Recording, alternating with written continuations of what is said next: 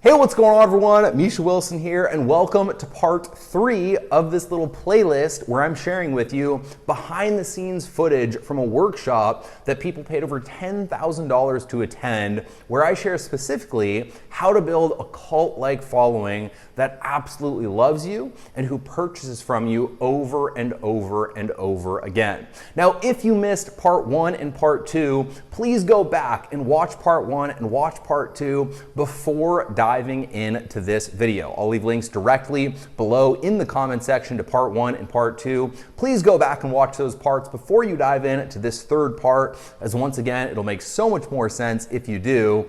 And then from there, after you've watched part 1 and part 2, when you watch part 3, if you get value, don't forget to let me know in the comments section below what your biggest takeaway is. And don't forget to hit that subscribe button and that bell icon notification button so that you're notified when I do more videos just like this. With that said, let's go ahead and dive right in. Awesome. So your attractive character brings you behind the scenes and bounces your prospects. Bounces prospects. So I could do better at the behind the scenes thing. I don't, just because I tend to be an introvert, right? It's one of those things that I should work on. But who here follows Gary Vee, whether you love him or whether you hate him? All right? People tend to follow him. Is he extremely polarizing? Yeah? Okay. Who here likes Gary Vee? All right? Who here really likes Gary's daily V's, where he shows you his day, right? Those tend to be behind the scenes style of video. You get to see him playing basketball, you get to see him walking around New York. There's no real content shared other than him doing his thing, but you're behind the scenes. Now, bouncing is simply bringing your prospects to multiple different locations with you, right? So one of the really easy ways to create know, like, and trust very quickly with your audience is to bounce your prospects in the first couple days that they've been on your email list.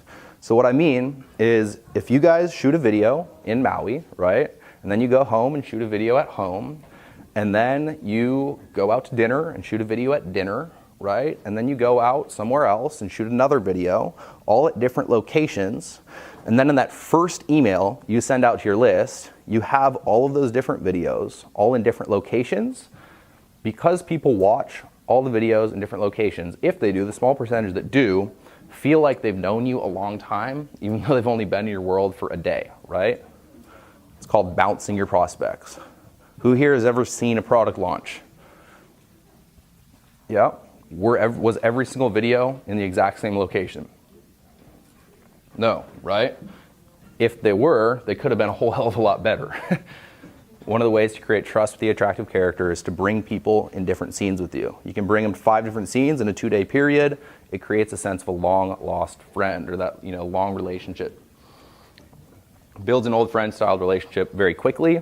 Makes your audience feel like they're part of the journey. That's more of the behind the scenes, right? When you do this correctly, you become the hero to your audience, which is it's the right place to be, right? Because who do you follow? Who do they make movies about? Heroes, right? So all of this stuff works in conjunction with each other in order to create a following instead of just a static email list. The attractive character has superpowers, right? Again, what's more interesting to follow? The dude who wakes up and goes to work every day and comes back and then goes to sleep? Or the superpower, or the person with superpowers, right? The superhero. Now, you don't want to do it in an egotistical way and always be talking about yourself, right? But you also have to understand that people want to follow a superhero. So if you're too caught up in, not being willing to share some of your results that will come off as a superpower to your audience, you're going to come off as bland and they won't follow you. So, ability to do what others can't do or won't do. Your prospects want you to have superpowers. No one wants to follow a loser, right? Make your list aware of your superpowers through stories, all right? Stories of you using your superpowers and the results that it's gone ahead and produced based on you using those superpowers, and make your superpowers ideally be what your audience actually wants, right? Who here followed Dagan when he was marketing? What was he known for? The king of never calling a single lead, right? That's his superpower. people found that really attractive. Is that superpower congruent with what his audience actually wants? To be able to attract and close people into their home business opportunity without the phone. If your superpower is something that your audience hates, it doesn't do much for you, right? Does that make sense? Yes. Known for my ability to drive hordes of cold traffic wherever I want, then convert that traffic into high-ticket buyers. Who here has heard me say that? Right? Who here would like to be able to do that? Right? Again, they must be congruent with your target market and with what your target market actually wants to accomplish. Does that make sense? Yeah. Awesome. Again, don't brag about your superpowers. Instead, tell stories and let your list come to the conclusion that you have them. All right? Let others build your legend for you, so whenever you're interviewed, never deny that your superpowers exist. When people interview me at like NES last year, and he said, God, this guy can send emails that produce, tens of thousands of dollars whenever he wants. I didn't say, no, I can't. Right? I said, thank you. Let them build your legend for you. Reluctant heroes are still heroes, right? Humble arrogance is key. And this is one of those things where don't be egotistical. Be humble, but be the person who can produce the result that your audience wants, all right? Allude to your powers with allude to your super, I don't know how many times I can say super, allude to your superpowers with stories, and then let your audience come to the conclusion that you have them, all right? Again, your prospects want to feel like you've been like them in the past, but you've found something, you've learned skill sets, you've become the person they want to become moving forward, right? That's what they want you to be if they're going to follow. Does that make sense? Cool. So my superpower is the ability to drive cold traffic whenever I want, the ability to convert those customers into high-ticket loyal fans, writing emails that produce thousands of dollars worth of revenue, which I have done. That's a typo. The ability to transfer my superpowers to students. How many times do I share Ace and Rich and the fact that, if you go ahead and do what I tell you, you'll actually produce the result, right?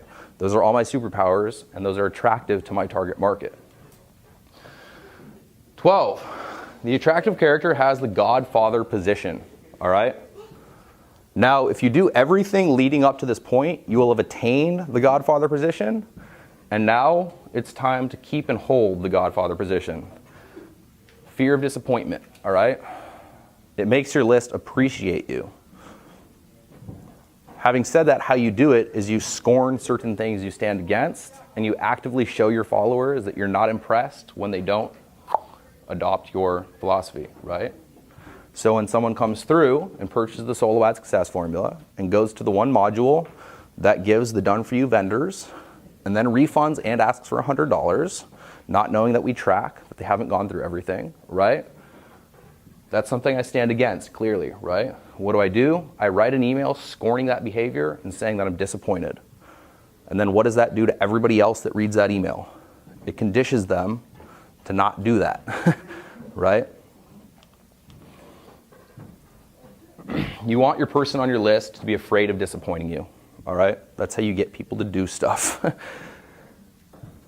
Again, when you do everything else we already spoke about, you'll attain, and then it's about maintaining. Maintaining, again, is about letting people know you're not impressed when they don't do what you say. Again, don't be arrogant in the godfather position, but never deny that you are the godfather, all right? Never tell your list you aren't the authority to them. You are the authority when you say that you're the authority, when you believe that you're the authority. Tell them what to expect with your us versus them, with your philosophy, with your moral code, and then express disappointment when they don't come up to your level, all right? Make them fear letting you down. There's value in having someone in your life that has the godfather position because they'll get you to take action steps you won't take, all right? There are certain people in this industry that if they tell me, Dagan, one being one of them, if he tells me, Misha, get off your ass and do this thing, I do it. Why? Because he attained the godfather position to me, all right? It's valuable for you guys to have that, actually. It's valuable for you guys to look up to someone as the godfather, because sometimes you got to be told to do something and to take an action step that you don't want to take. And that's the position that you want to attain with your email list subscribers. Does that make sense? Being the godfather not only makes your list more responsive, but also more appreciative, and it makes them spread your message, which is important, all right? All right, so that's the attractive character. And I know we just went over a lot, but you guys see, again, how this stuff works. 30,000 foot view, you guys understand why you should create polarity. You guys understand why you should teach telling stories. Do you guys understand why there should be us versus them? How that creates attraction? Do you understand why it would be valuable to have superpowers, right? Deploy these things in every piece of your marketing. Webinars, offers, back office videos, training videos, emails, every single piece of your marketing. Specifically here, we're talking about the deployment via email marketing. So that whole first part covered the actual specific topic of what's the most important thing when it comes to getting your emails opened. What is it? The person who sends the email, all right? The most important part of getting your emails open is the person who's sending. If you use the attractive character right, people are going to want to open your emails. Going ahead and deploying it, I use daily Seinfeld emails or talk radio email, all right? And that's why the most challenging question to answer is, what do you write about? Because the daily Seinfeld strategy is that you write about nothing, right? You just tell funny little stories that happen in your life, and you tie in offers with those stories. What is Seinfeld, the show? Who watches it? Right? Who really likes it? It's absolutely nothing, though, right? It's just you following a bunch of people around doing random stuff. Why do you watch it? Because you like the characters, all right? The attractive character. So types of emails, and these are just kind of for you to start playing with and start deploying leaving today. So your AM message, I send at 8 a.m. Eastern time, to be specific, 8 a.m. Eastern time. Some people say send a little bit later, 10 a.m. I've never split tested it, just to be honest. I've always sent it at 8, and that's kind of what I stick to. Episode style. What happened today? Story-based edu-training and controversial emails, all right? What happened today is a simple Seinfeld email. I had this experience. Tell a story that invokes a sense of us versus them, and then tie in your offer. So as an example, we were at the last Maui Intensive, and there was someone who said, we went to lunch, and there was someone who was there saying, God, I'm sick, I gotta take off work, right? But then they got a 12-pack of beer and started drinking it. They're probably not worried about getting better. They're probably worried about kind of, being a little bit lazy, right? I tell that story. I talk about laziness. I scorn that bad behavior. If you're not lazy and you actually want to invest in your business and get on the fast track to success, here's the Super Affiliate Network. It'll get you there, right? See how it's just simple? Here's what happened today. Us versus them. Tie in the hook. Story-based edu-training. This would be, again, if it's so good, why don't you just give it to me for free? I bought Jordan Belfort's course, I didn't buy it, I got it for free, didn't do anything for 2 months, 6 months, got it taken away, bought it again, went through it immediately because I respected it, right? Controversial emails. You can write emails about Donald Trump. You can write emails about network marketing companies getting shut down, right? Anything that's going to be controversial to your audience.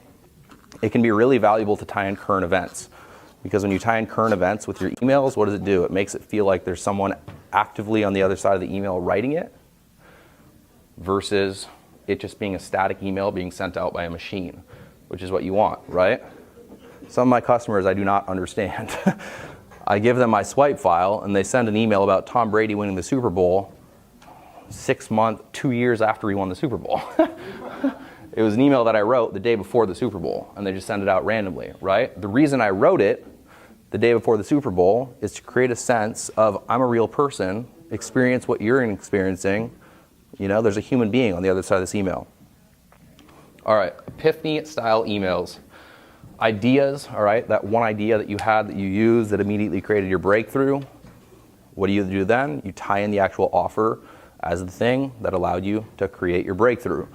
Inspirational, whenever you can inspire your audience and actually, fire your audience up and get them there with you inspired in a state of inspiration. Again, people feel hopeless oftentimes in our industry.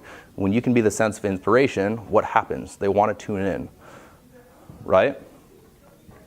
Aren't there a few people that when you read their emails, it's just refreshing? It's just kind of a little bit inspiring. You keep reading those emails? Yeah. Enlightening, thought-provoking. This is kind of one of those things, thought-provoking one. So money can buy you happiness, right? I wrote an email a while ago going against, money can't buy you happiness. That's thought-provoking. I just more or less spelled out, and I modeled Dagan with that one. I just spelled out about 5 different scenarios in my life where I would have been unhappy if I didn't have money. And based on the fact that I had money, I could do certain things that made me more happy. See how that provokes thought? See how that's not boring? See how that makes people think? When you can make your audience think, and you can make your audience actually be there engaged with you, what's the scarcest commodity? Attention. The way to get more attention is through engagement. So make people think. Challenge existing dogmas or beliefs. Conversions don't actually matter, all right? That would be a subject line that would be challenging an actual belief. You could write the email saying that the only thing that matters is ROI. I don't care if your conversion rates from lead to sale is 5%. If mine's 1% and I spend 1,000 and make 2,000, and you spend 100 and make 100 back, I still win, right? So see how that challenge, that existing dogma or belief? That's another way to get attention. Of course, you have to pay it off, all right? So some people write emails where they go, conversions don't matter. Thanks for opening today. Let's talk about blog posts, right?